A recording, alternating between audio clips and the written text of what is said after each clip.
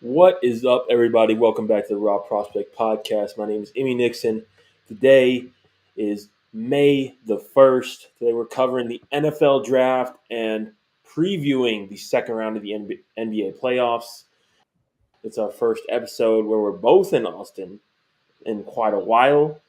But as always, joining me from Austin, Texas, the Stat King himself, Michael Lee. What's up? Episode 165. Episode 165, everyone. Welcome in on a Monday afternoon episode of the Raw Prospect Podcast here in Austin, Texas. 1:50 p.m. Monday, May 1st, our first episode of May, and our first episode of the NFL offseason post NFL draft. We're going to rank our top 5 favorite draft hauls, and maybe give a team that we didn't like so much, just so we address both sides of the spectrum. But first, we're going to get into the second round of the NBA playoffs. Our schedules have been busy. My schedule this week is going to be pretty busy, so I don't know if you can expect another episode after this week, but we're going to try to do our best. Let's talk about the NBA conference semifinals. As you can see, we have all 4 series laid out for you. The first round was fantastic. Really no complaints aside from some of the injuries that occurred, although you really can't control that aspect of the game. The only series, well, actually 2 of these series have not started. Maybe we address the ones that have started, and then we can address the series that are about to start. We can just start with let's actually start with Knicks and Heat. Well, to me, the first game, it was pretty telling in the fact that the Heat continued their hot shooting throughout their entire roster. We had talked about in the first round of the playoffs the fact that their team experienced a 11% jump from their three-point shooting as a team in the regular season compared to the playoffs. And to go along with the amazing performances by Jimmy Butler, it was just it turned out to be a really, real difference maker in winning that series and closing out that series in 5 games. The one thing I'd say about the Heat from that game is the fact that they were able to control the boards, keep the Knicks off the offensive glass, unlike the Cavs were able to do.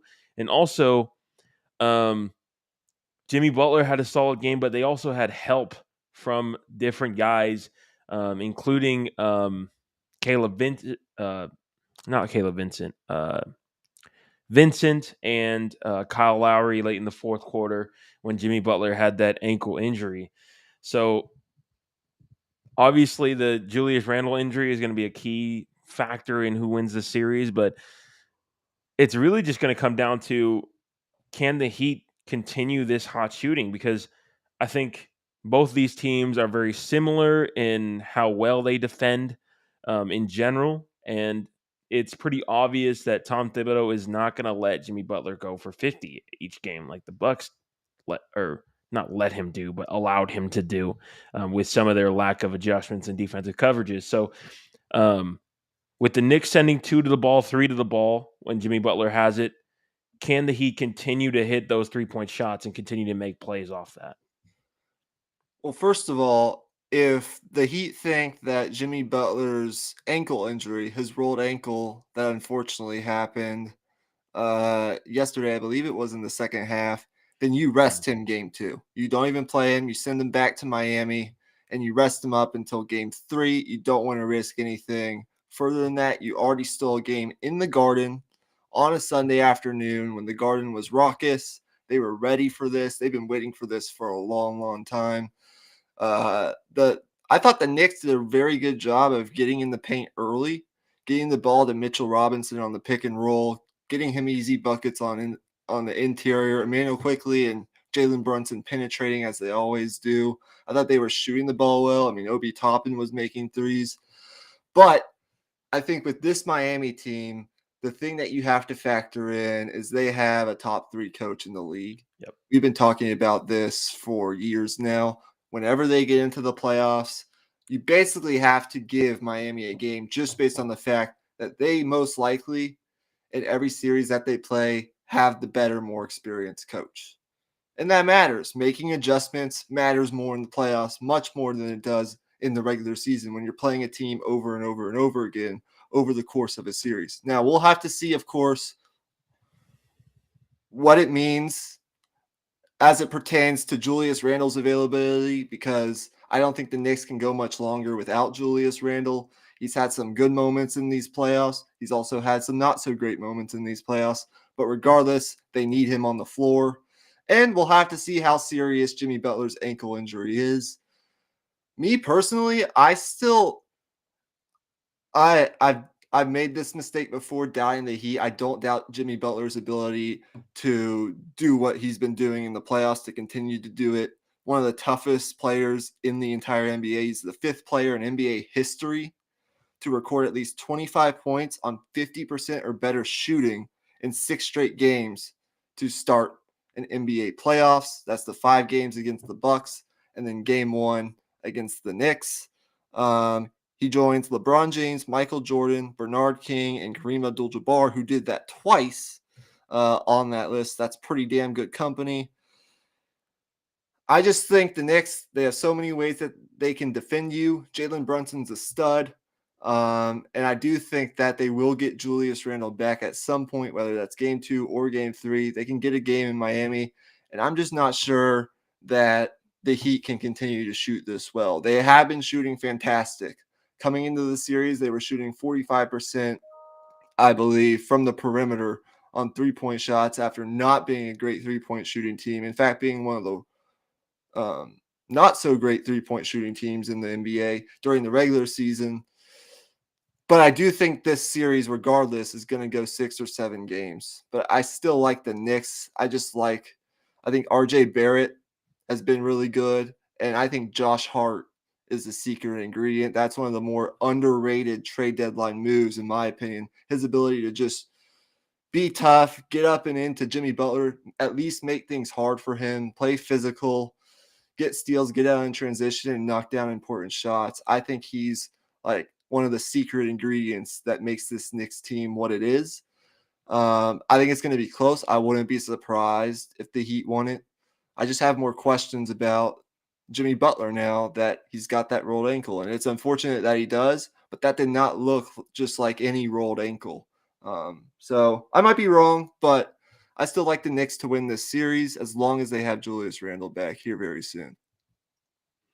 Well, this is a rare occurrence here on the Raw Prospect Podcast, but we're actually going to disagree here. I have the Heat winning in 6 games, particularly just because I think this is a tough matchup for Jalen Brunson. Obviously, he's not the same player as he was with the Mavericks, but as you know, I am a Mavericks fan. I know his game. I've seen him play a lot. And one thing that Jalen Brunson struggles with is finishing and being able to make those little mid-range shots he loves over size and length. And that's why he struggled against the Clippers in the playoffs for both of those years we played them. And against this particular Miami Heat team, they're going to be switching. And really, there's not a matchup that's really that favorable. Obviously, he's gonna get his. He's a great player.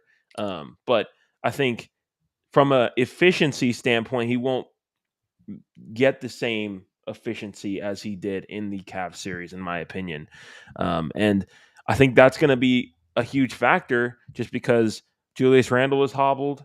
Emmanuel quickly has been hit or miss in these playoffs. He hasn't given you the production that he gave you late in the regular season.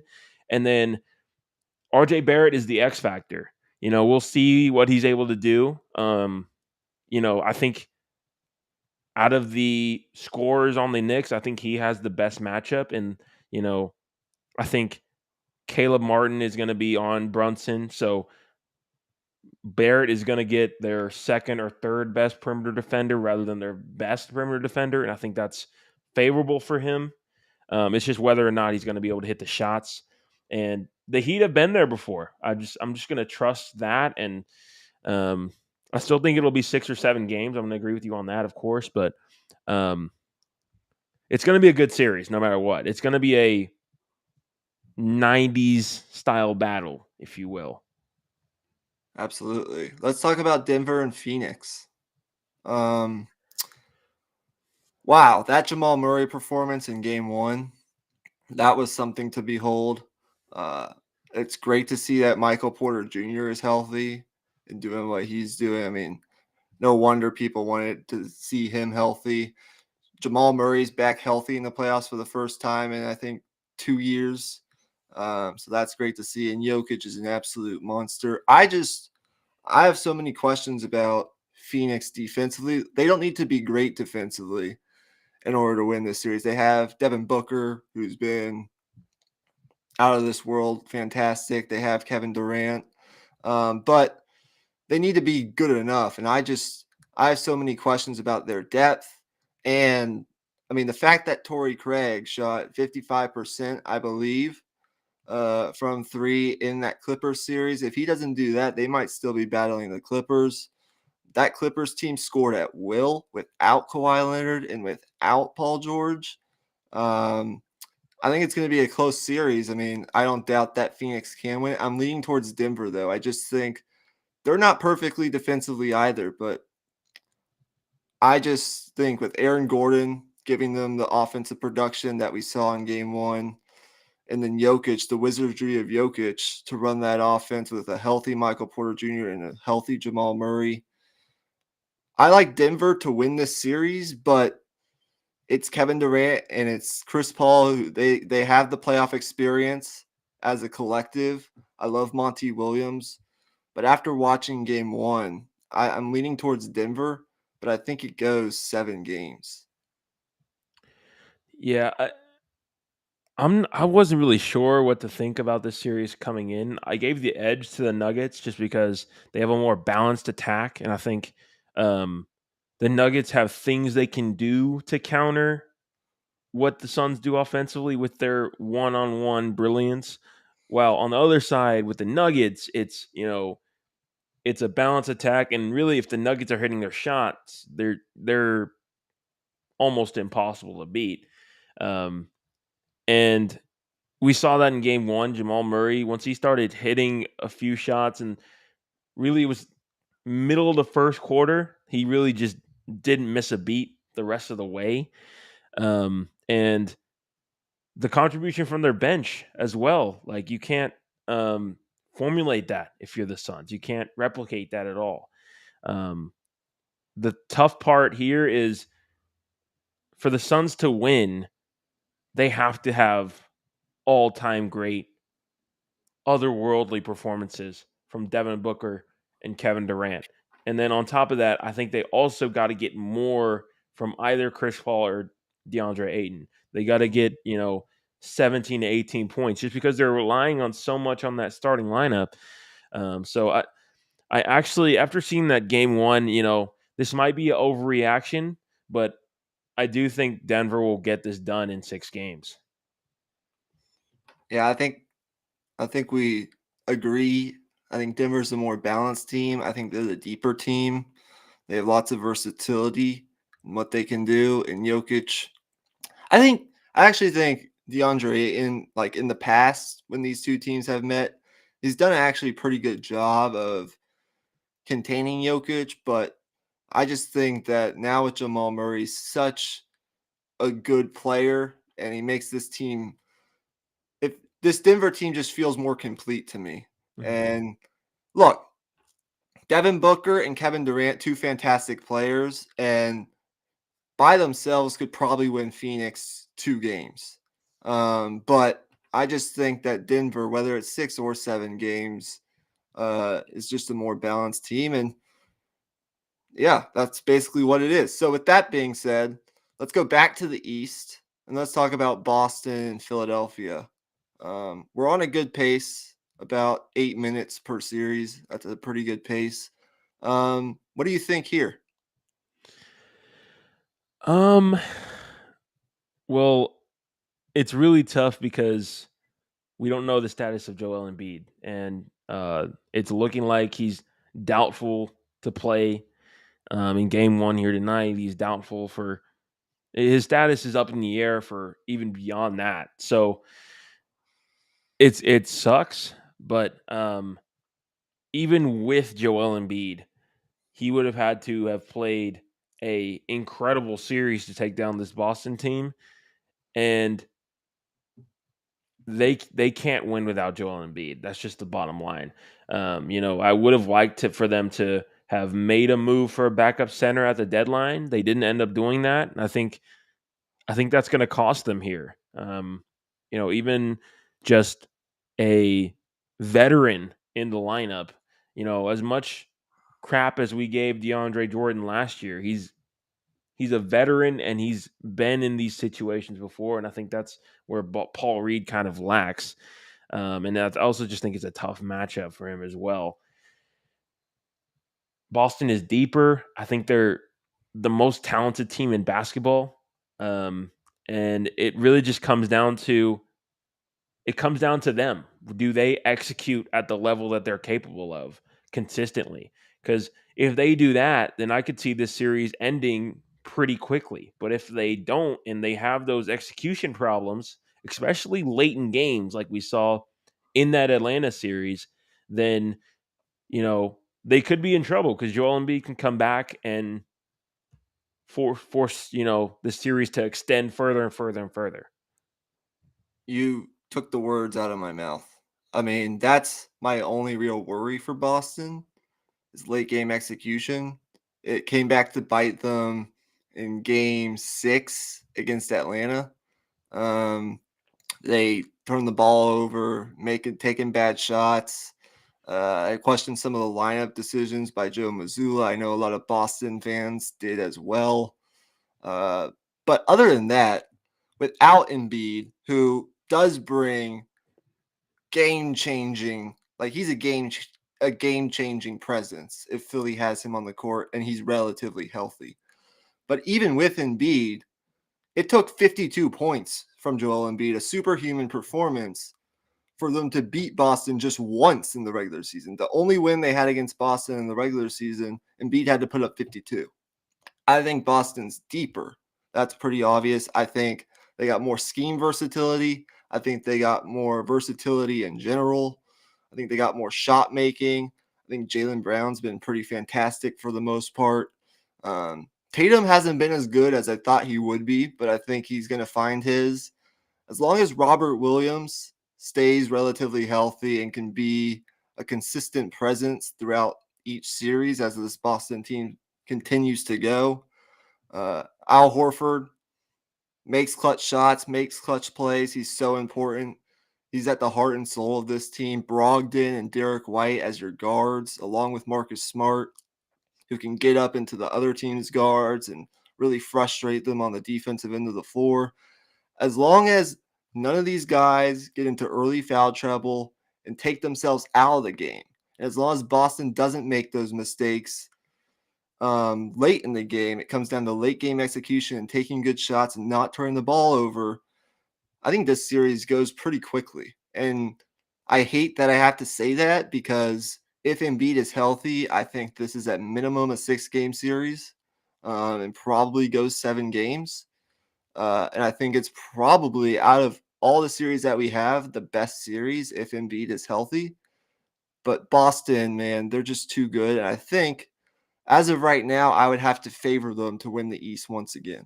So I think Jaylen Brown has a big series. I think that Jason Tatum plays better in this series than he did against Atlanta. And I think, and give credit to Atlanta, DeAndre Hunter, the guys who they had guard Tatum did a pretty good job. But I just think even with Tyrese Maxey and James Harden, who's not really been himself lately, I think that Boston wins this series in 5 games. Yeah, my official prediction is going to be 6 games. Just the optimist in me thinking, Embiid's going to come back and have a great performance, be the MVP level player we've seen all year. But I think it's also worth noting that this is a awful matchup for James Harden. Um, all of the things that he's struggled with in the past, in the playoffs in particular, uh, physical wing defenders, Jason Tatum and Jalen Brown, Marcus Smart even, and then finishing oversized. As he's gotten older, he's really struggled when he gets into the lane, finishing over bigger defenders, and also the fact that he's not as adept at getting to the line.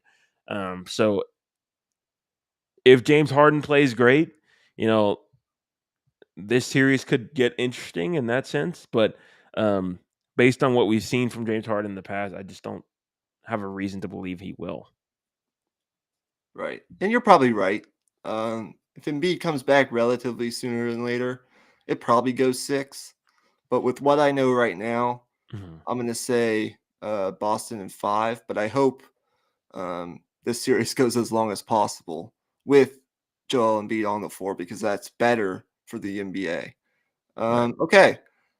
Golden State, they, uh, I, we can't talk about this series without mentioning what Steph Curry did in Game 7 yesterday, dropping 50 points in a must win. Golden State, in a way, had their backs up against the wall.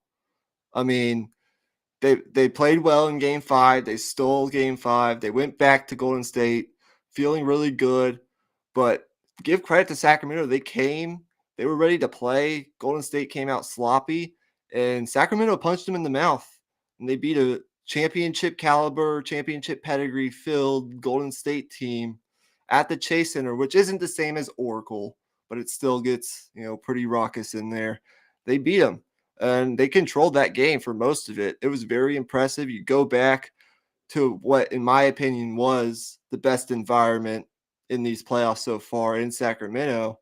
And I know it's a young team with not a whole lot of playoff experience, but that's about as good as you can do if you're Sacramento. And it came out hot. They started pretty good.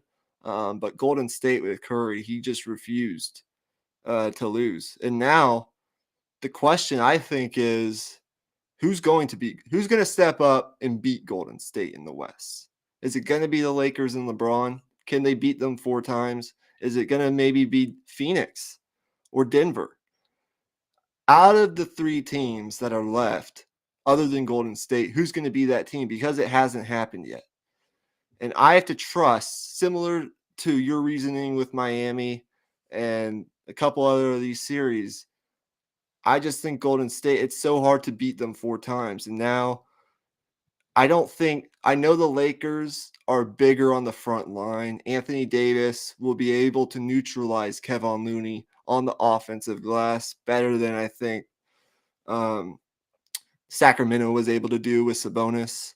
Um, I think that LeBron still gives you a great game here and there. He still has great spurts, but playing every other day worries me just a little bit. I don't think he gives you that same I don't think he's the same as 3 or 4 years ago when these teams ended up meeting in the finals and he could play 38 minutes every night. For the Lakers, I think, and I'll continue to say this, I think Anthony Davis has to be the best player on the floor if they want to win this series.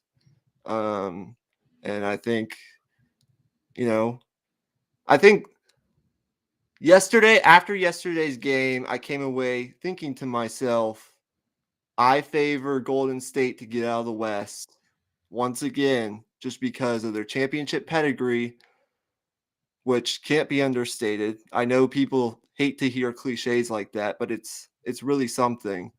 Curry, Thompson, Draymond, after he's suspended, came back with a vengeance. Actually had a 21-point performance in game 4, I believe it was. Um, Jordan Poole hasn't made the best decisions, in my opinion, in that first series against Sacramento. He's been kind of iffy, but he's still a good shot maker. I think that Kevon Looney will continue to do his thing, even if he's not as dominant as he was against Sacramento. Klay Thompson found his eventually yesterday and started to knock down some shots. He's getting confidence. The more confidence, and then Steve Kerr, I think that it's a big coaching mismatch. I like what Darvin Ham has done. They've accomplished much more than I thought they would 2 months ago. But I think that I think Golden State wins this series probably in 6. But I'm very worried for the rest of the Western Conference now that Golden State has been pushed to the limit.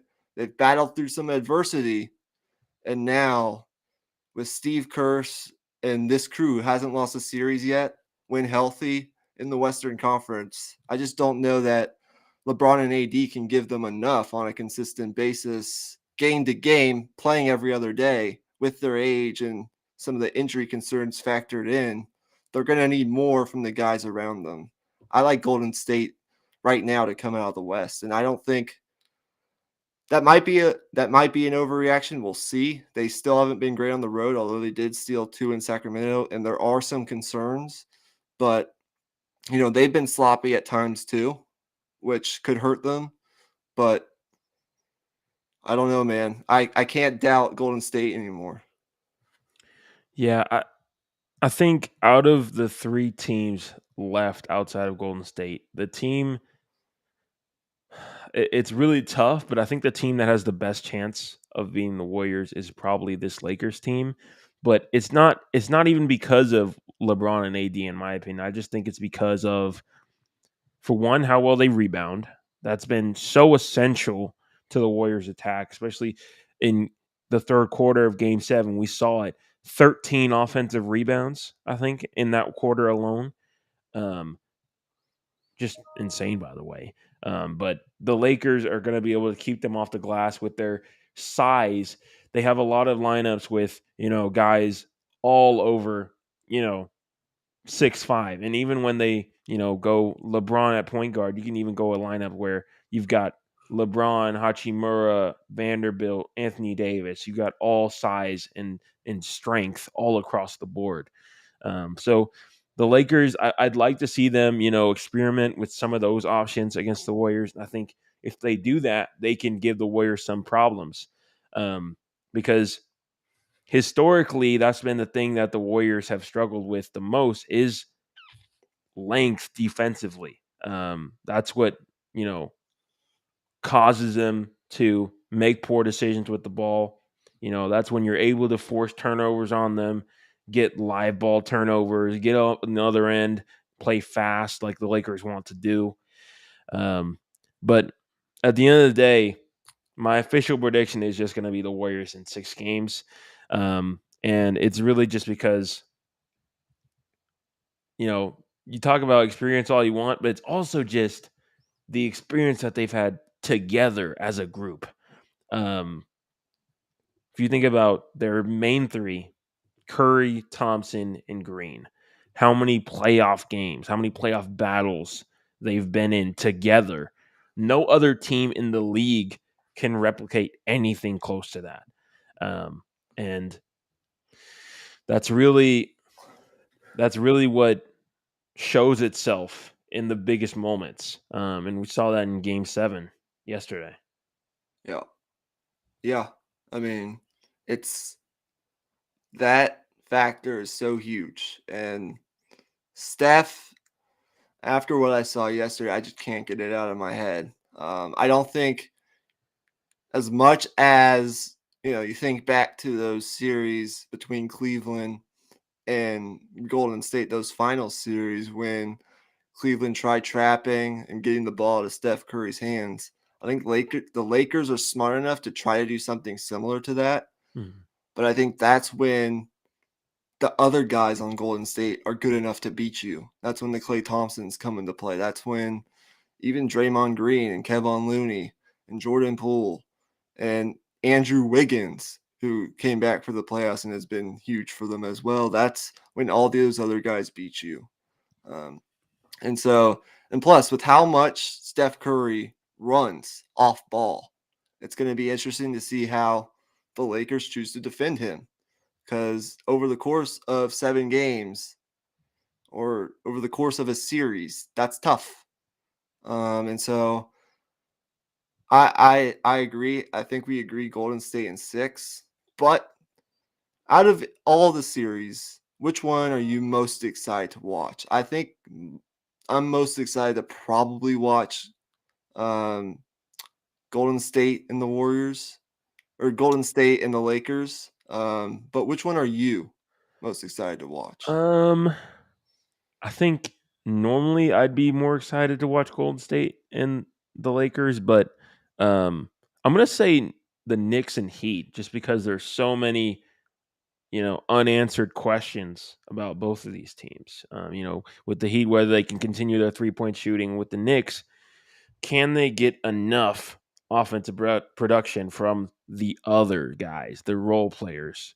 Can they hit their threes? Can they, make plays when they need them?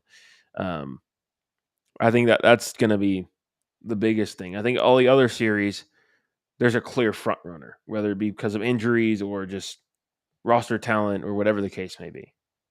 Okay, fair enough. All right. That being said, we are gonna get to a first round recap, likely on our Patreon here very soon. But we have other things that we need to address today. We thought it's gonna be hard for us to recap the entire draft. That's not something that we've typically done on the Raw Prospect podcast. It's probably not something we're going to end up doing.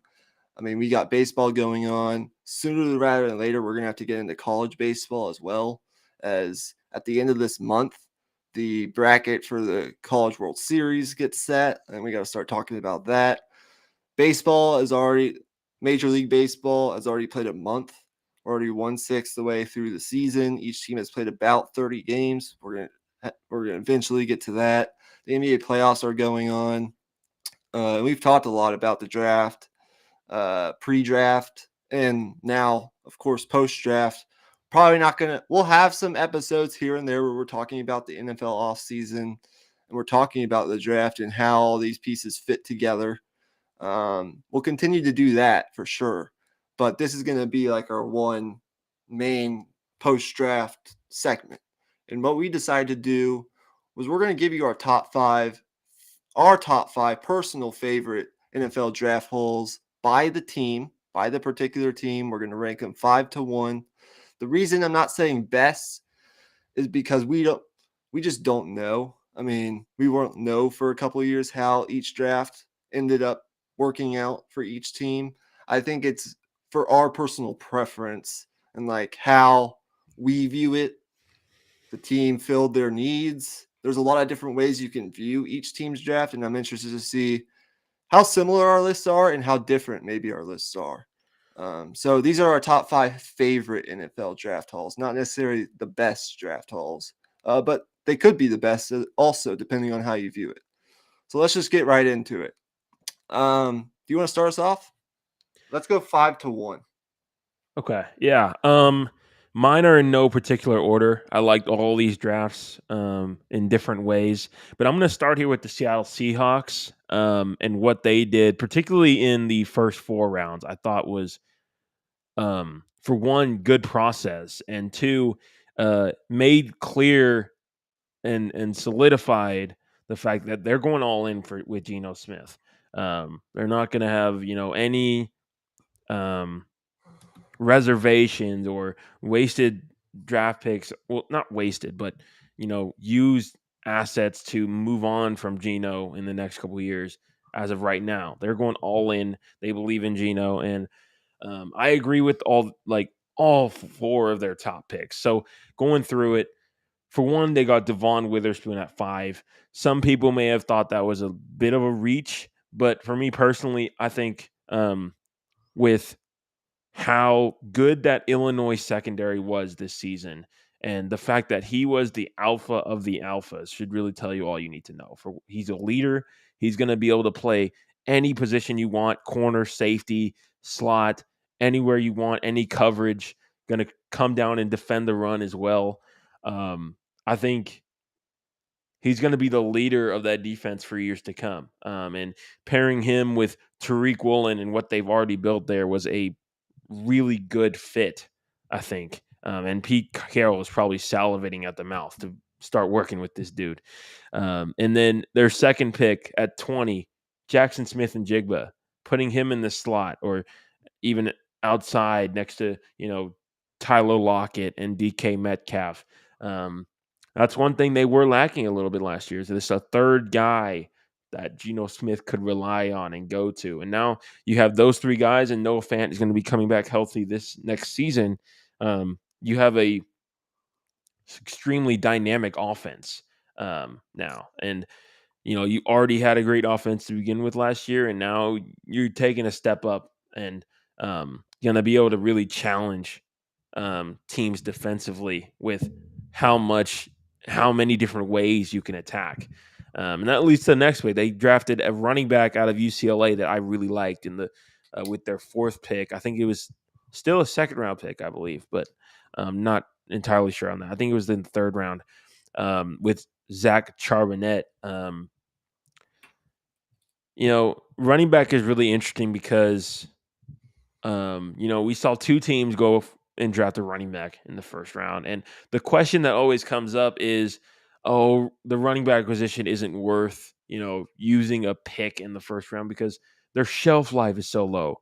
And while I agree with that, it's not for the same reason. I think it's not worth taking a running back with the first round pick because what you're going to get from a first round running back in most cases, I think Bijan um, might be a exception, but we'll talk about that some other time.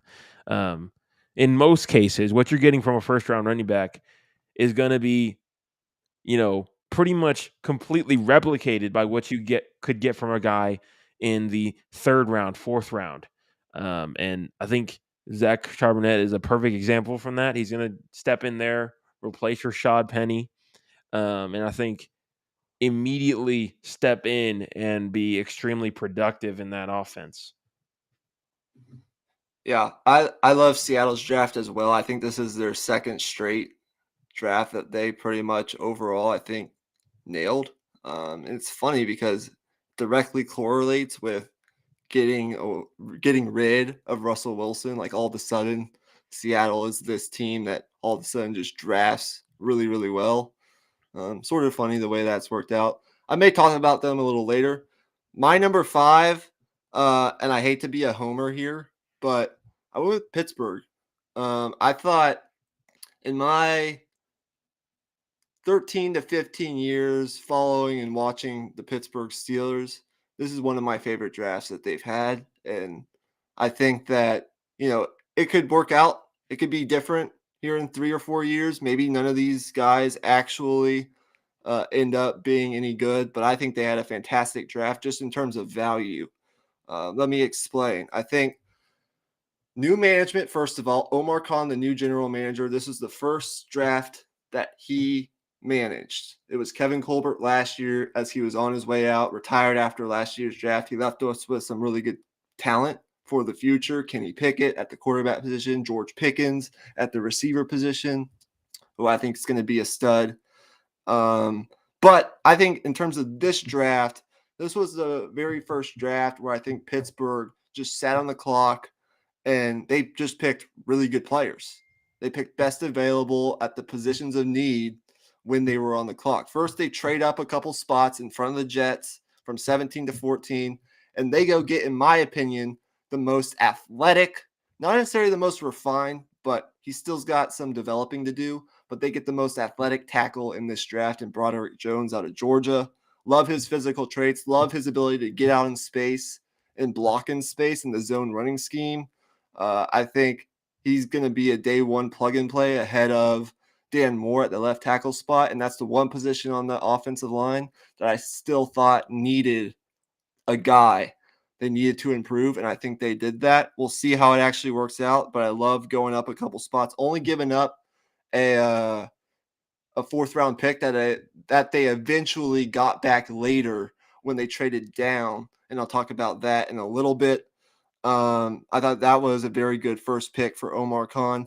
Then on the first, there were a lot of questions for Steelers fans. First pick of day two, the pick that they got from the Bears when they traded away Chase Claypool. There were a lot of questions. Would the Steelers trade down? Because coming into this draft, they lacked a fifth and a sixth round pick. They had one fourth round pick, and then they didn't pick again until the seventh round. They had two seventh round picks, but they did not have a fifth and a sixth. So there were questions. Would the Steelers trade down and try to get more draft capital? They didn't. And I love that they didn't, because they ended up taking the hometown kid, Joey Porter Jr., who has unbelievable traits, great ability to play press coverage, didn't allow a touchdown last year, taller corner, great length, some unteachable physical traits that I really like. He's knocked a little bit because he didn't have many interceptions in college, and he also doesn't have very much versatility. He's more of a press corner, but for what Pittsburgh likes to do, I really like that pick. I think he was the best player available, and the Steelers needed a corner. So I think that's great value getting him at 32 when I wouldn't have batted an eye or criticized them for taking him at 17, which is what a lot of people had mocked. So I like getting him at 32. The Wisconsin defensive tackle, this was one of the more controversial picks at 49. Their second, I believe, they had two second round picks. So this was still in round two. This was their own second round pick at 49, taking Keanu Benton, the big defensive tackle out of Wisconsin. Look, I like some of the things that he does. I think he has a fast get off. He's good in the run game. He'll be good to plug and play right away in situational downs. It's been a weakness for Pittsburgh. I know they have Cam Hayward and they have Larry Ogunjobi, who helped last year, but they still need depth at that position. And look, if one of those guys ends up going down, I think you can plug and play Keanu Benton. I think he's a pretty good pick. Pittsburgh loves these guys from Wisconsin. Very smart guy, can play the nose tackle. I think he's a good fit in a 3-4 defense. He'll be a good player for Pittsburgh, and he gets to learn under one of the better veterans in the league, Cam Hayward. So I like that. And then at 93 in the third round, getting a guy in Darnell Washington who was mocked in some mocks to go early second round. Look, he's not the best pass catcher in the world. He didn't offer you much from that standpoint in college, just because he was playing against a projected top 5 pick in next year's draft, tight end out of Georgia, Brock Bowers. But his physical traits, potentially being the best run blocking tight end to come out of college in the past 10 to 15 years. I love this pick because I just think he fits the Steelers, and he can fit as a second offensive line or a sixth offensive lineman. You can bring him in goal line situations. You can throw it to him in the red zone. He does offer some athleticism and run after catch ability, but that's not the strength. That's what you have Pat Freiermuth to do. Pat Freiermuth will be more of the pass catching tight end. I do think they'll use Darnell Washington and his size in the passing game, but I think it'll be more situationally. But it's just good to have a guy that big that can be a matchup nightmare, in my opinion. Not the fastest guy in the world, not the most versatile guy in the world, but I think he'll add to the running game. You can run behind him and Broderick Jones with Najee Harris, who looked much better once he recovered fully from his Liz Frank injury at the end of last year. I really like that pick. I think it's great value at 93. And then, I like getting Nick Herbig, whose brother actually now plays for the Steelers as an offensive lineman. Nate Herbig, the edge out of Wisconsin. The last time they drafted an edge out of Wisconsin, it worked out very, very well. I'm sure you can guess who that is. I'm not saying Nick Herbig will be anything close to TJ Watt, but the Steelers were in need of a third pass rusher. He's a little bit undersized for my liking, but he led the Big Ten in sacks, was a very productive player in college, and I think he's good fourth round value. And then getting Corey Trice, the cornerback out of Purdue, who was a top 5 or 6 corner on some people's boards, a 4-time academic All-American, played a lot in college, was hampered by some injuries, has some injury questions, but has great physical traits, 6'3", big corner, also has the versatility to play safety. I think he's a steal in round 7. I think based on value in filling the needs, I thought the Steelers had a very, very good draft. We'll see how it works out 3 or 4 years down the road, but they hadn't drafted a tackle in the first round in over a quarter decade or a quarter century. More than 25 years since Pittsburgh drafted a first round tackle. They really needed to. They did that.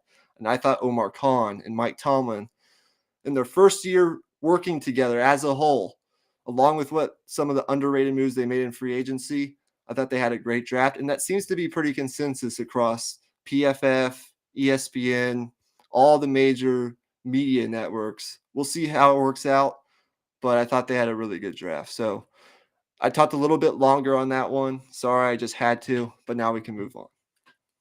Yeah, I have the Steelers in my top 5 as well. I'm not going to say like what order I have it in, but for my next team, I had the Baltimore Ravens.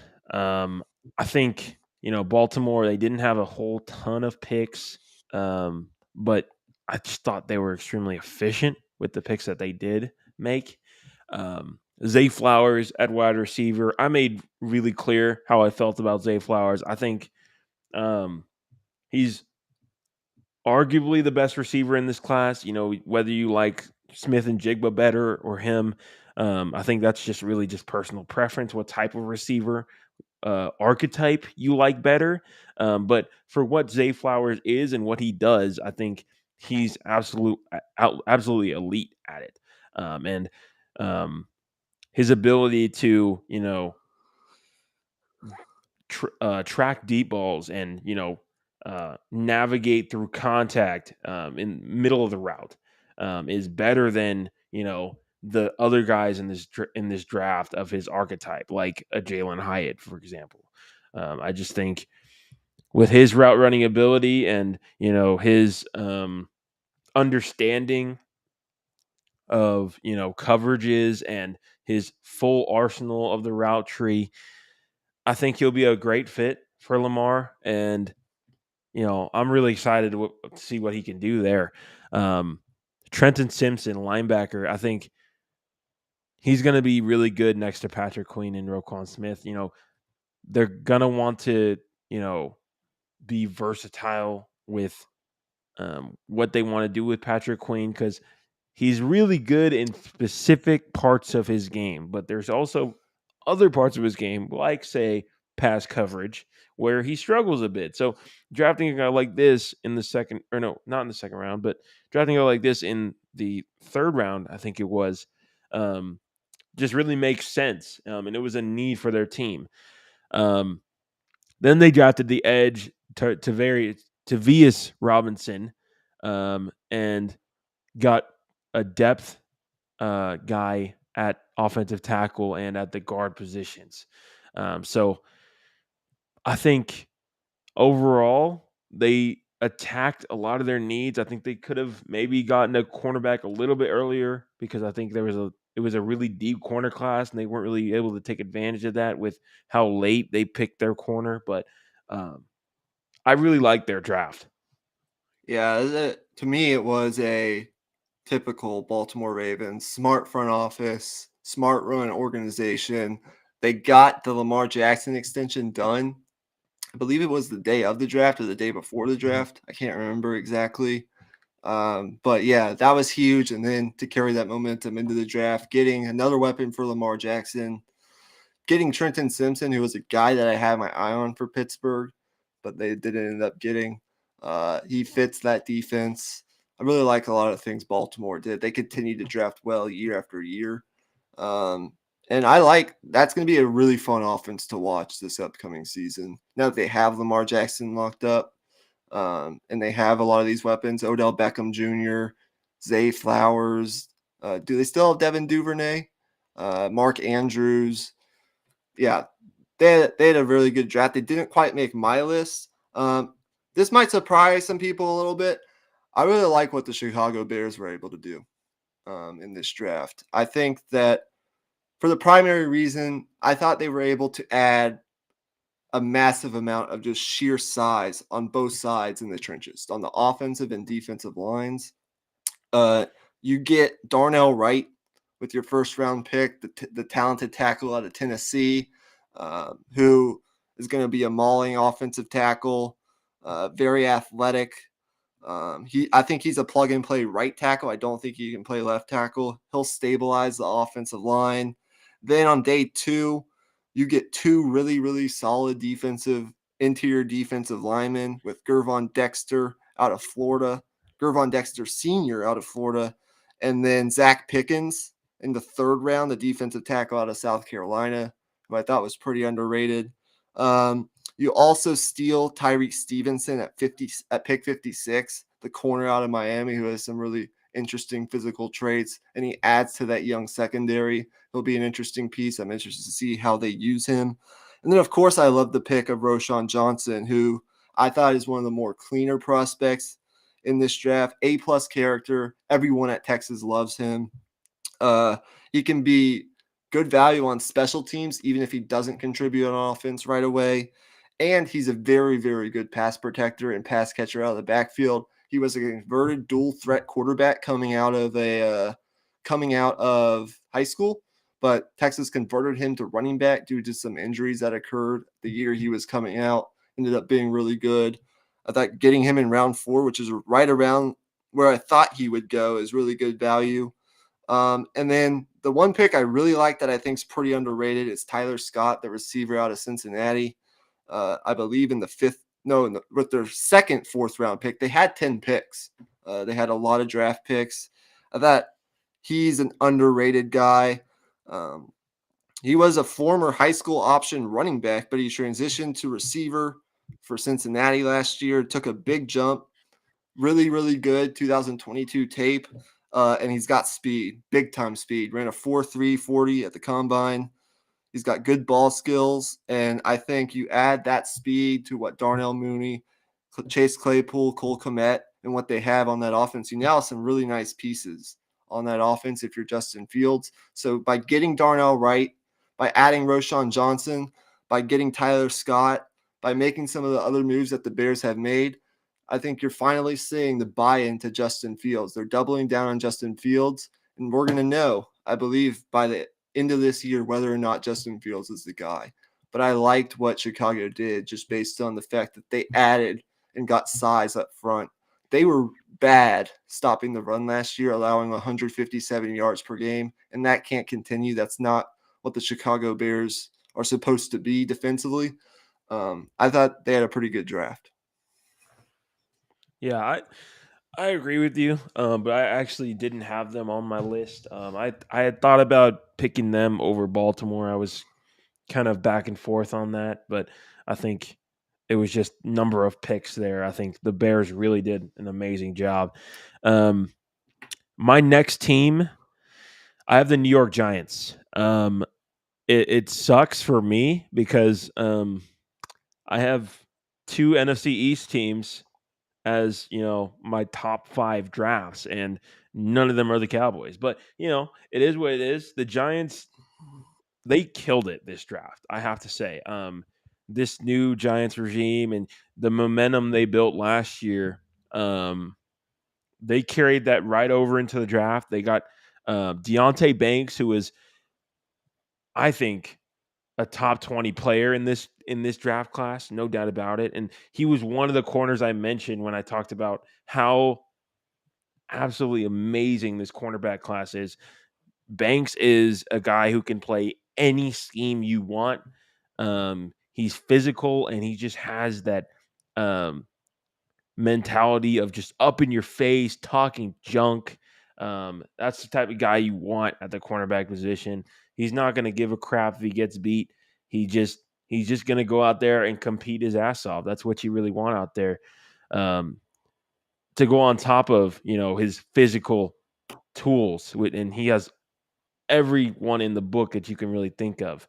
Um, he does get a bit handsy at times. That might be a problem maybe early on, but um, I'd rather him be that than you know not be able to get your hands on a receiver and just get completely boat raced off the line. So it's give and take there. Second round, they got John Michael Smits. I think was the best center prospect in this draft class. There was not a lot of high level interior offensive linemen this particular draft, but he was the premier guy, and they were able to go up and get him. Got to give props there. And then Jalen Hyatt, to get him in the fourth round, I think it was third or fourth round. Um, really good value. Personally, I didn't have him as a first round receiver. Some people did just because of his high level speed, and I can see why. But you know, I just didn't see him as a first round receiver because he didn't face press coverage in college, and I could see him struggling with that. But getting him in the fourth round, um, having him as a guy who can stretch the defense, give Daniel Jones a guy to chuck it deep to every once in a while. They lacked that deep threat that uh, can strike fear into defenses, and he can provide that right away. And then they drafted Eric Gray, a guy who can spell Saquon Barkley, Trey Hawkins, um, safety out of Houston. Who, wait, no, that's no. That's Javarius Owens. I'm getting my safeties mixed up. They drafted Javarius Owens in the seventh round, safety out of Houston, who's raw, but fits the bill for what you want as a starting NFL safety. And to get a guy with that kind of upside with your last pick in the draft, the late seventh round pick, is just um, incredible. So the Giants, I got to give them props. They had a great draft. Yeah, I think if we were doing a top 10 draft hauls, we'd have very similar lists. Like we'd have all the pretty much the same teams for the most part. The Giants were another team that I considered. Really loved their draft, especially the pick of the center in the second round. John Michael Schmidt, I believe is his name. And then Jalen Hyatt as a downfield threat in the third round, I think it was, out of Tennessee, was fantastic at Tennessee, and I think he'll be a big piece in your one contributor for the Giants. I think in your first three picks, you got three like this year contributors, which is what you need out of each and every draft. That's what you want to aim for. Really love what the Giants did, but they did not make my list. Um, for my third team, I went with the Indianapolis Colts. The AFC South in general had a very interesting draft. I think we could probably eventually get to a series like we've done where we just talk about the offseason as a whole, free agency and the draft, and we give teams grades based on divisions. We could do that or something similar to that eventually later on in the offseason once we get closer to the season to sort of just recap the offseason. But I like what the Indianapolis Colts did. It seemed like Chris Ballard and their front office, they went out and got guys with elite physical traits. And you start with Anthony Richardson, taking him with the fourth overall pick. We had questions about whether or not it would be Anthony Richardson or Will Levis, but they went with the high upside, super athletic player in Anthony Richardson. They can tap into his potential. He's probably not he'll have his ups and downs for sure. I think his first 1 or 2 years, but you put the right pieces around him and you're able to develop him. I think Shane Steichen, the work that he's done with developing different quarterbacks, working with Justin Herbert, working with Jalen Hurts, you give him all those traits. There's something to be said for that. We'll see what happens there, but I like going with the higher upside quarterback. I think, and then you go and you get two very, very long, levered, athletic cornerbacks. Julius Brents is a guy I really liked coming into the draft out of K-State. And then Darius Rush, I believe in the fifth round out of South Carolina. I think he could be a surprise gadget type guy in this draft. 6'2", 198 pounds, has good size, really fast, ran a 4.36 in the combine, super athleticism, struggles with tackling it on the perimeter, but I think you can teach that. That's something that you can get better at as time goes on. I think he could be an interesting variable in that secondary, but going and getting size and athleticism in the secondary at the cornerback spot is very important. And then I think maybe one of my favorite picks of the draft was getting Josh Downs, the receiver out of North Carolina. I think it was in the in the third. Let me see. It was in the third round. The receiver out of North Carolina, explosive slot receiver, and they needed to add more versatility and playmaking to this receiving core. I love Michael Pittman. I love the other guy. I'm trying to think of his name. Um, Alec Pierce? I think so. No, I think they traded him away. It's either Alec Pierce or Paris Campbell. I like one of the two. Paris Campbell. I Yeah, think I that's like what it was. Paris Campbell, but they needed a guy who can stretch the field and make plays downfield. I like Josh Downs out of North Carolina. You get Blake Freeland, a nice offensive tackle prospect out of Northwestern, and then you get a defensive tackle. I can't pronounce his name out of Northwestern, who I liked and a lot of people like coming into the draft. Big and athletic in the fourth round. I think that's great value. Added Borward. I can't say his name. Sorry guys, but yeah, I really liked getting him. And then you got some good value later on. Evan Hull, the running back out of Northwestern, in the fifth round. Um, Jalen Jones, the cornerback out of Texas A&M, in the seventh round, along with Jake Witt, another offensive tackle. I just overall like what the Colts did. I think they added a lot of athleticism, which is something that they need. And I think Chris Ballard overall did a pretty good job.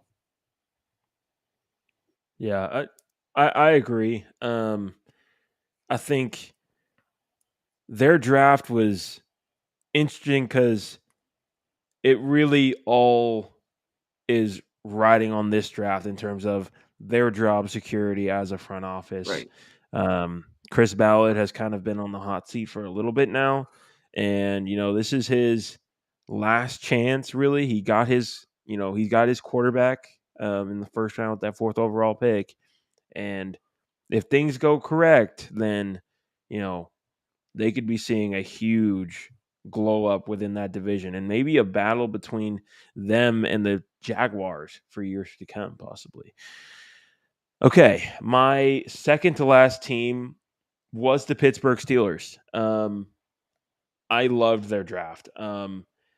Obviously, you talked about that draft in full, probably in more depth than I really could, just because you're in tune with all the reporting and all the stuff that goes on within Pittsburgh, within that organization. But one thing I will say is Joey Porter Jr. with that first pick in the second round. I mean, that's a home run. Obviously, the ties within the organization are well documented, but uh, his technique, his understanding of the position, and you know all of his just skill as a player just bodes well as a guy who has a high floor. And I think at the very least, you got a quality starter. I think there's a good chance you got more than that out of Joey Porter Jr., but at the very least, a quality starter. Um, and you look later in the rounds, I think you got a lot of athleticism and size at a number of different positions. Um, Defensive tackle was a position we identified before the draft for the Steelers with some of the guys that are aging there in that interior defensive line. You address that. I don't know. I think you touched pretty much all bases there, and this team is much different than it was before this draft. I really, really love this draft. Yeah, I think now it's a more. There were positions that were either lacking a quality starter or lacking the depth that you need, and I think they improved that with this draft. And I just like being aggressive. I think this new regime with Omar Khan, who sat behind Kevin Colbert for all those years, for most of those years, as like the cap guru. He was really responsible for managing the cap, moving some of the big contracts around, restructuring contracts, which is something that the Steelers have done very well over the years with some of the big contracts that they have had, pushing Antonio Brown's contract down the road a little bit and some of the other extensions that have gone on within the organization. I think there's been a little bit of a philosophy change, though, with the Steelers organization. Typically, this has been an organization that thrives on building through the draft. In fact, that's the way it's always been, at least in my lifetime. And it was that way back, when they were winning Super Bowls in the 70s. But you think about all the really, really good players, the really good Steelers that you think of the past decade or so. Marquise Pouncey, drafted. This team drafted him. David DeCastro, the all-pro guard, he was drafted. Antonio Brown, he was drafted. Le'Veon Bell, he was drafted. TJ Watt, he was drafted. There are exceptions to the rule. Troy Polamalu, he was drafted. James Harrison, he was an undrafted free agent, but regardless, they got him through the college ranks. The list goes on, right? There are exceptions. I mean, they've traded for Minkah Fitzpatrick, who's an all-pro safety. There are exceptions to the rule, but this is an organization that builds and supplements the roster through the draft. And I think being aggressive in free agency with the sheer amount of free agent signings that they've made and the trades that they've made, bringing in a veteran, adding to that receiver room with Allen Robinson.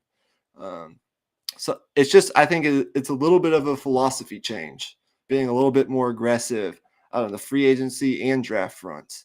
And even trading down, going from 80 to 93 and still ending up with the guy that you want in Darnell Washington in the third round was really good. And then getting that fourth round pick back that you lost by trading up to get Broderick Jones was really good as well. So yeah, I think it's good. We're approaching an hour, 15 minutes. So I'll real quick address my second to last team, and that was the Seattle Seahawks. Look, I think you hit things on the head pretty much. I thought it was one of my favorite first round hauls that I've seen in a while with 2 first round picks.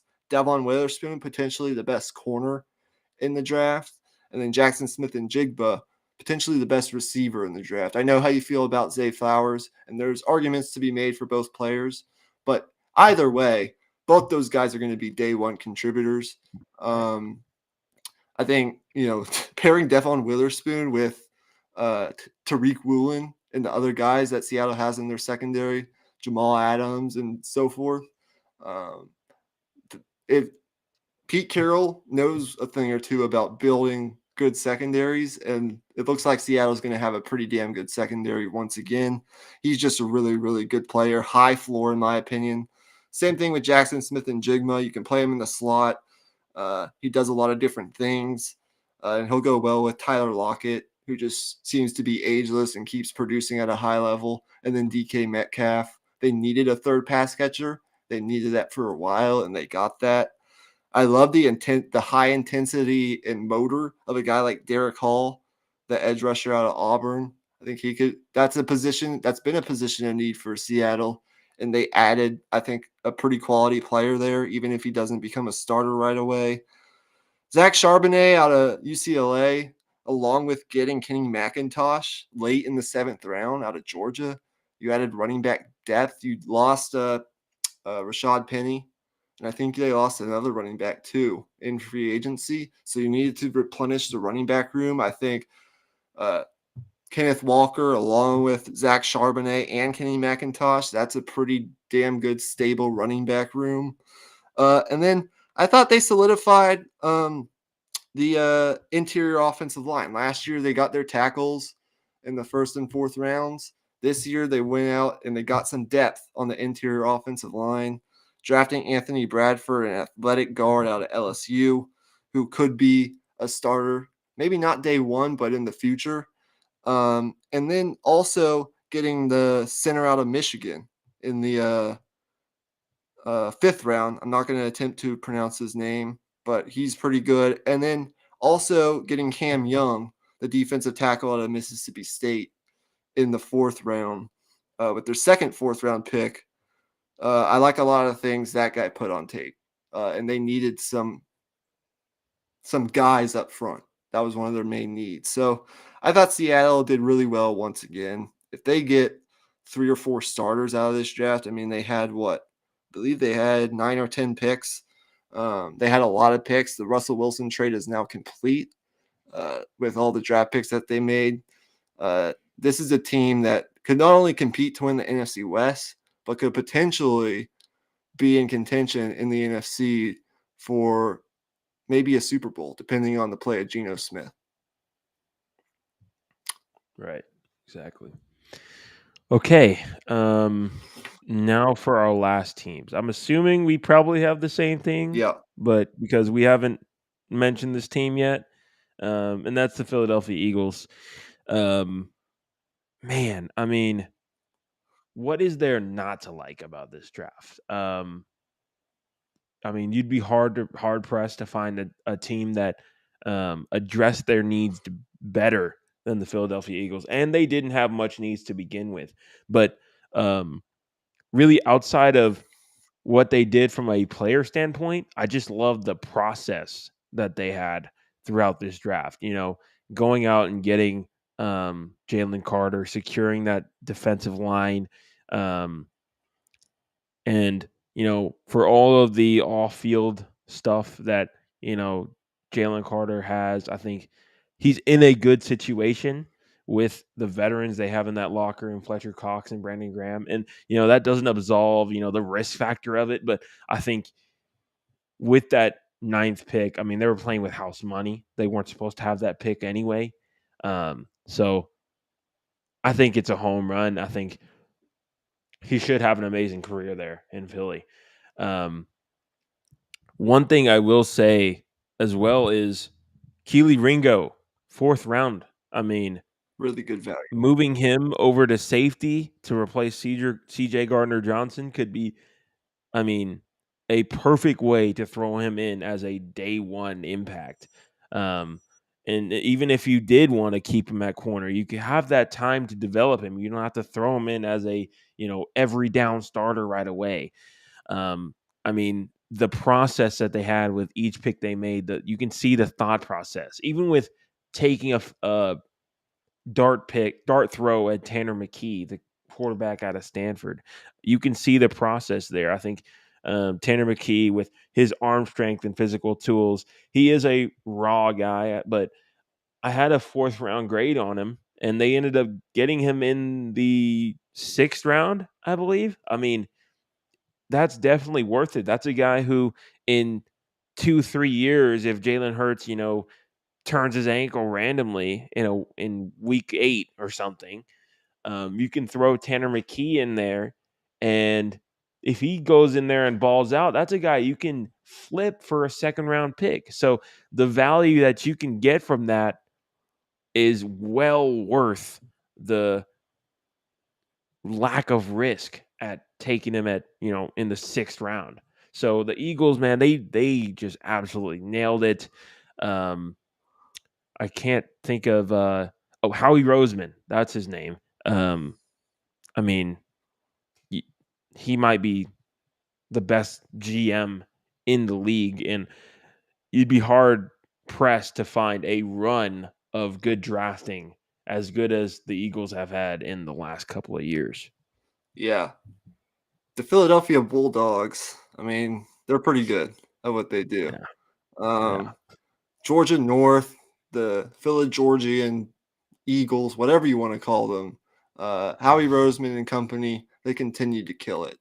And they're once again, I mean, they just continue to replenish this roster with excellent, excellent talent.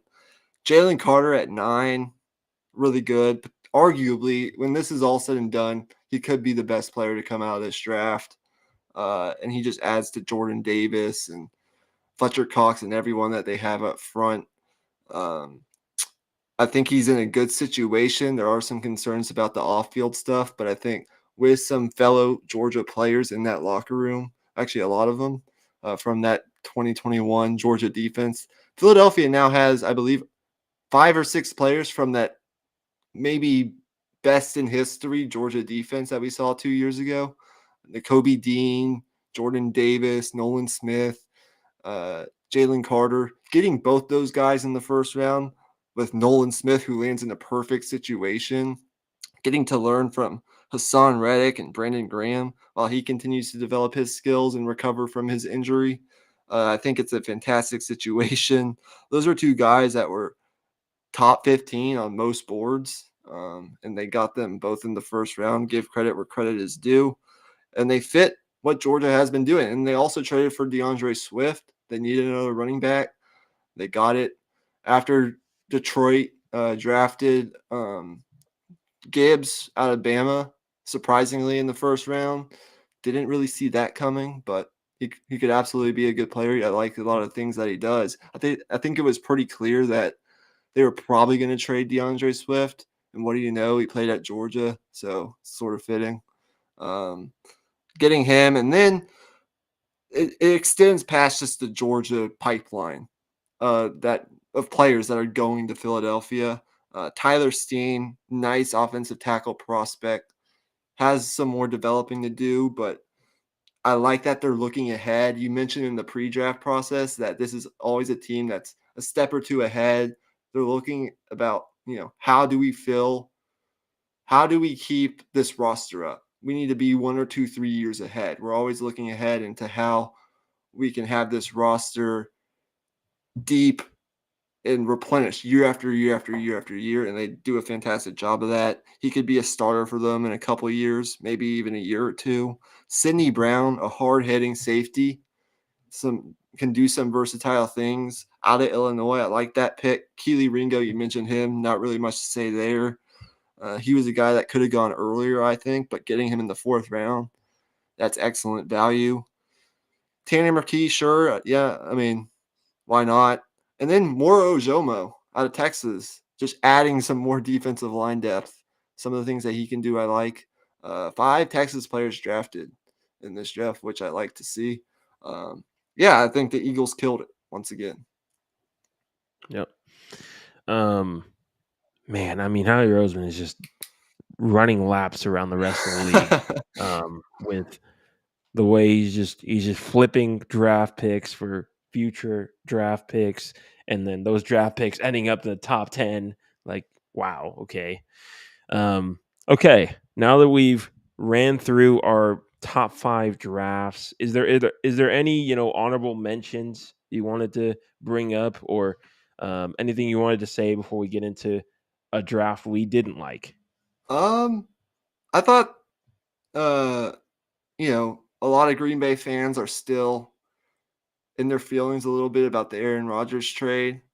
But I thought Green Bay did a pretty damn good job in this draft. I like what they did. You get Van Ness, the edge rusher, in the first round.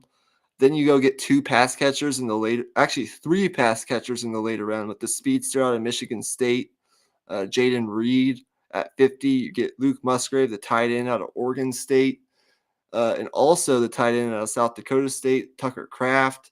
Then you get a really underrated defensive tackle out of Auburn and Colby Wooden to beef up the front of that defensive line. Um, and Sean Clifford, whatever. I mean, nothing against Sean Clifford. They got Sean Clifford, though. Dontavian Wicks, talented pass catcher out of Virginia. I like what they did, getting Carrington Valentine in the 7th round, the talented corner out of Kentucky. I like what the Packers did. I think they deserve some credit. Yeah. When I asked you that question, I specifically had the Packers in mind. I'm so glad you mentioned them. Um, a lot of people were, getting on them for taking 2 tight ends and with their first 4 draft picks. And the thing that people aren't taking into account is, for one, they didn't have any tight ends on their depth chart outside of Josiah DeGuara, who was a wasted draft pick a few years ago. And number 2, they love 12 personnel. They run 2 tight end sets all the time. And, obviously, without Alan Lazard there, basically a tight end playing the wide receiver position, they could slide Alan Lazard down and have him as a blocking tight end when they needed it. But now that he's gone, they needed, you know, to replenish that position group and, have a couple guys in there to help with that. And the other thing is, obviously, I love Lucas Van Ness. And you touched on that, but Jaden Reed is a guy that I had ranked higher than Jalen Hyatt, just because I think he handles contact better down the field, and there was a lot of examples of him getting past press coverage. And we just don't know about that with Jalen Hyatt. And obviously, Jalen Hyatt could be able to do it. There's a good chance he could develop that in the NFL, but we just haven't seen it. That's just a question mark. And we saw that at the Senior Bowl with Reed just having quick feet and just having a variety of different moves to get off the ball. And as a small receiver, that's just so essential. They're going to throw him right in the slot next to Romeo Doubs and Christian Watson, and you're going to have three receivers, three viable options for Jordan Love to throw to. Yeah, Packers deserve a lot of credit. And there are other teams that we did not mention that also deserve some credit for what they did in those drafts.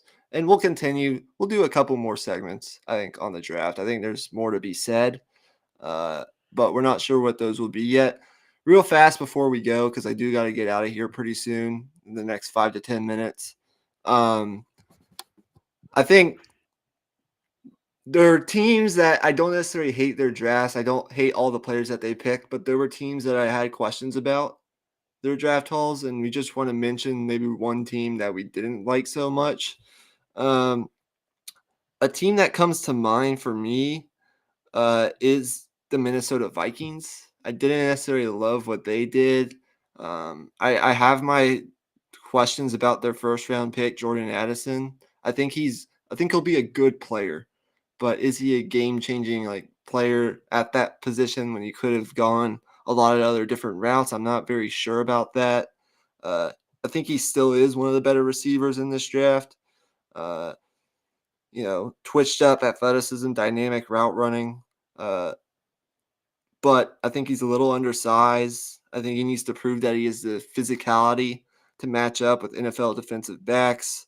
We'll see how that works out. I mean, I think he'll be a solid player, but I didn't love it at that particular spot. I do like Jacqueline Roy, the athletic defensive tackle that they got in the fifth round. I thought that's good value out of LSU.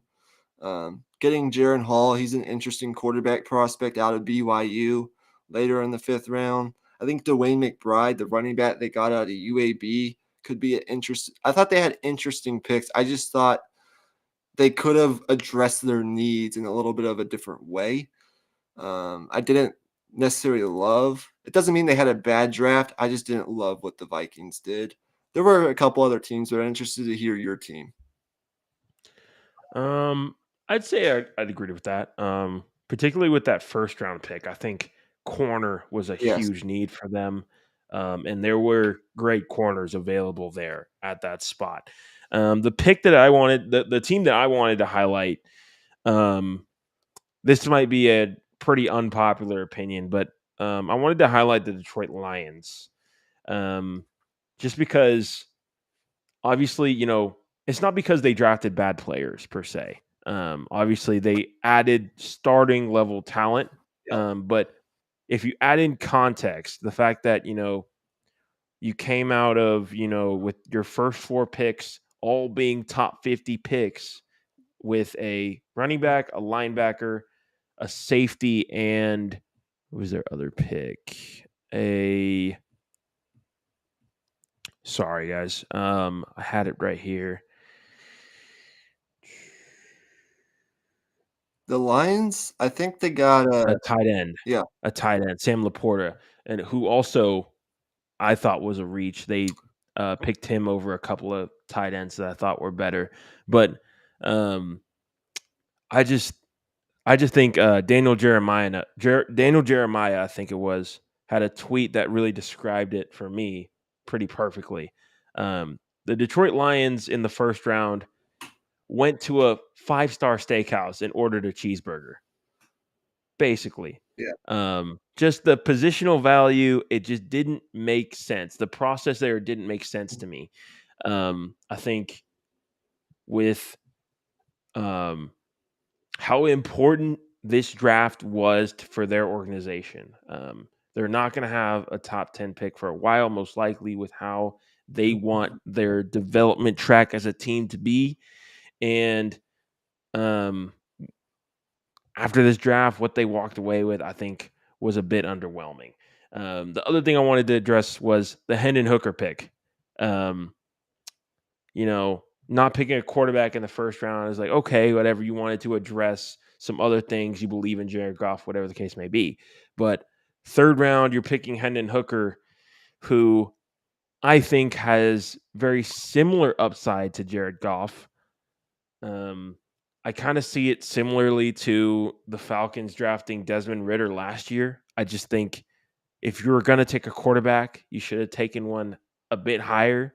And, I don't hate not picking a quarterback in the first round, but if you're not going to pick a quarterback in the first round and you wanted to pick a quarterback anyway, I think you go in the second round, you look for a guy like DTR or a high upside guy, maybe trading up for Will Levis at the top of the second round or something like that, rather than taking Hendon Hooker, who, you know, if you have him if he turns out to be your starter, I think is going to extend your purgatory, I guess, mediocrity per se. And for those reasons, I really didn't like this draft class for Detroit. Yeah, I agree with you. I like some of the players they got. I just didn't like where they Mm-hmm. got the players. Mm-hmm. I mean, getting Brian Branch at 45, I think one of the pure better players in this draft class, in my opinion, the versatility that he gives you. I'll add to that secondary. That's probably my favorite pick of their draft.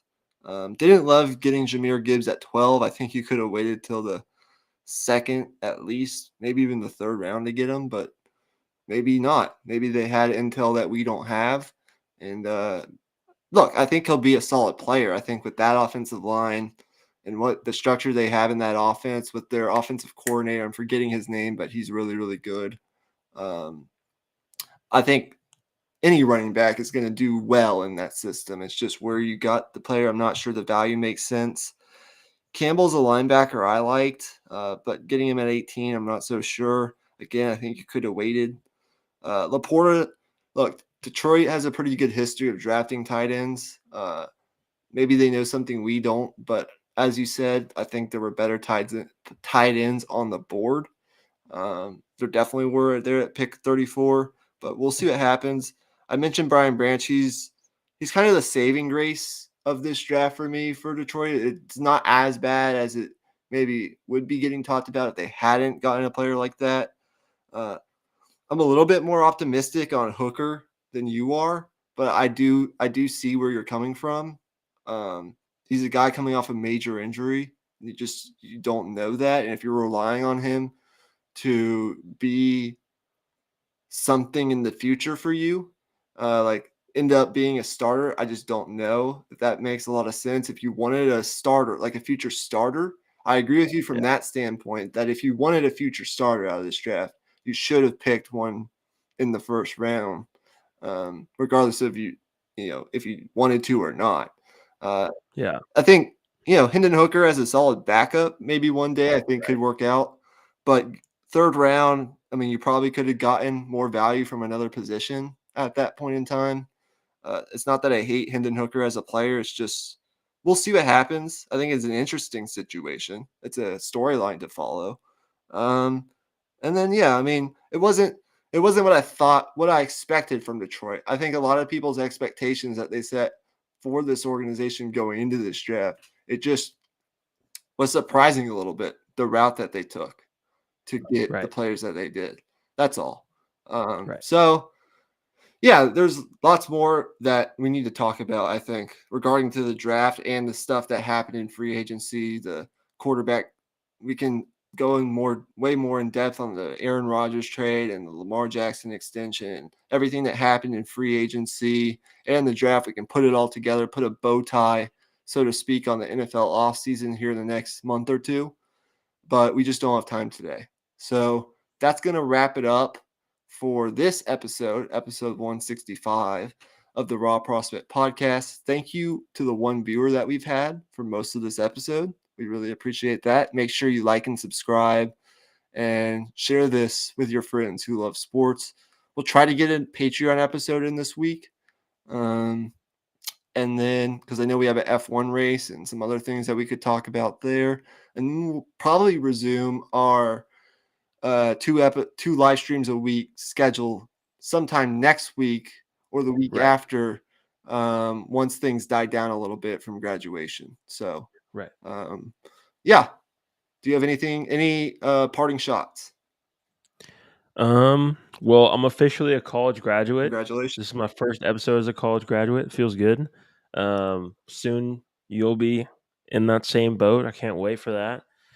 And I think in the next few days, look out for a Patreon episode. It might be a solo one from me. I think I actually haven't ever done a solo episode outside of just my one little Mavericks podcast that I only released on audio. So look out for that. I think I'm going to try to do a solo podcast for the first time ever at some point this weekend. Yeah, and also And that's it. also Yeah. look out for a Longhorn deep dive. Try to get Right. that in sometime this week, and then maybe even another episode. I could probably find a time where we could fit in another live stream this week, but it might be on the shorter side. Maybe we talk some baseball and some more NBA. We will see what happens.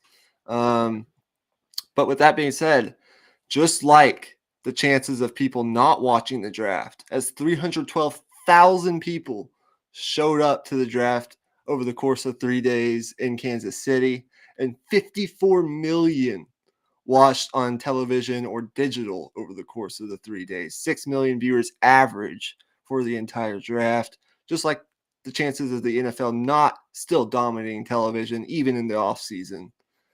We are going, gone. Peace out. Peace.